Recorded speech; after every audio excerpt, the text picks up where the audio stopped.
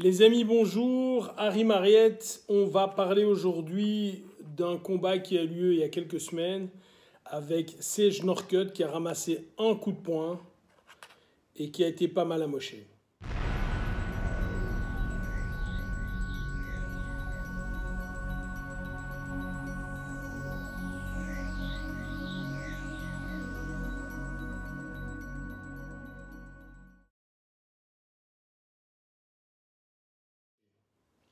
Voilà, si vous me suivez, vous savez que lorsque je m'exprime sur les combats et lorsque je m'exprime sur le fight en général, j'essaye de répéter et de répéter l'importance qu'a le fait que le visage n'est pas fait du tout pour ramasser un coup de poing, certainement pas à main nue.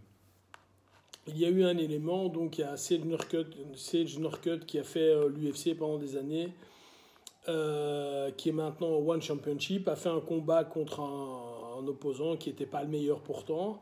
Le gars lui a donné un crochet du droit au niveau, j'ai envie de dire temporal, mais en plus au niveau des os de la face. Et suite à ce coup-là, évidemment, il y a eu un chaos retentissant, ça c'est le premier point. Et le deuxième point, c'est que Sage s'est retrouvé à l'hôpital avec 8 fractures au niveau de la face, 8, vous dites 8 comme ça, 8. Et on lui a retiré 30 fragments d'os. 30.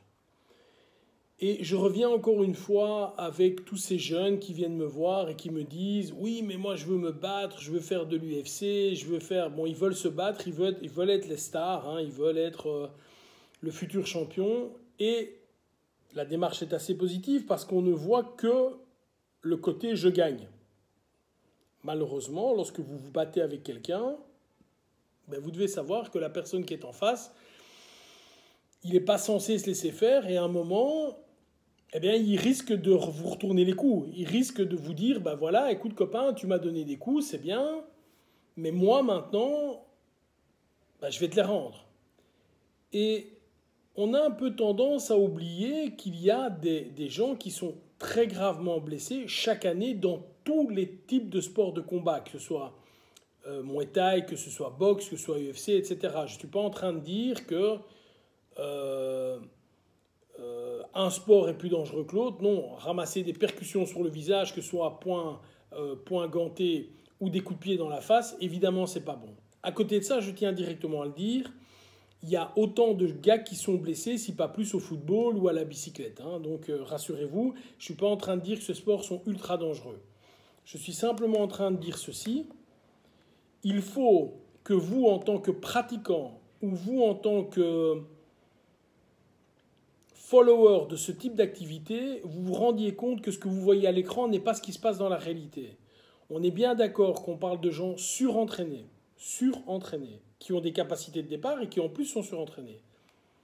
On ne devrait pas le dire, mais je vais vous le dire, surdopés également. Qui sont prêts pour le jour J, à leur hache, de se battre. Ils ont des gants, le visage, il y a de la vasine dans le visage, etc. Je voudrais simplement que vous vous rendiez compte.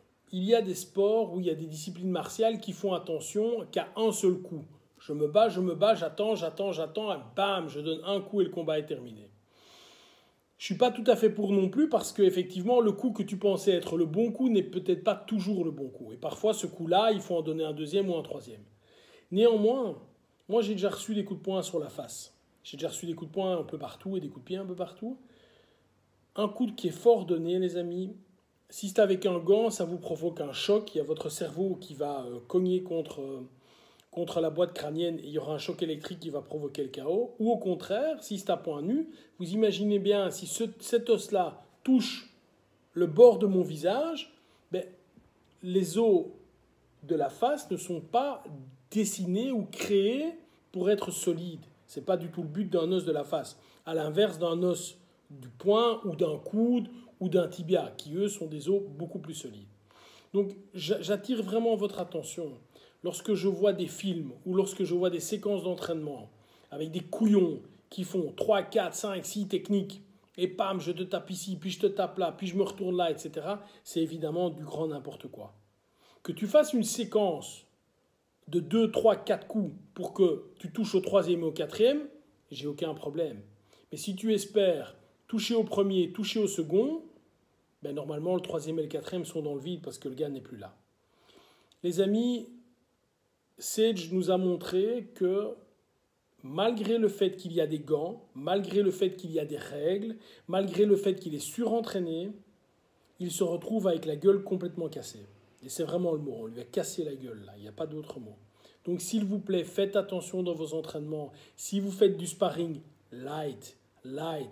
Gardez vos mains ouvertes lorsque vous sparrez. Donc pas de sparring avec le poing fermé, c'est vraiment une mauvaise idée. Vous travaillez light. Si je touche avec le bout de mes doigts, comme ça. S'il se passe quelque chose de négatif, j'ai un petit peu mal au doigt, mais je n'ai pas cassé la mâchoire, les dents ou le nez de mon partenaire. D'accord ? Faites attention à ça et prenons exemple de ce qui se passe autour de nous pour éviter de faire des bêtises. Bye bye.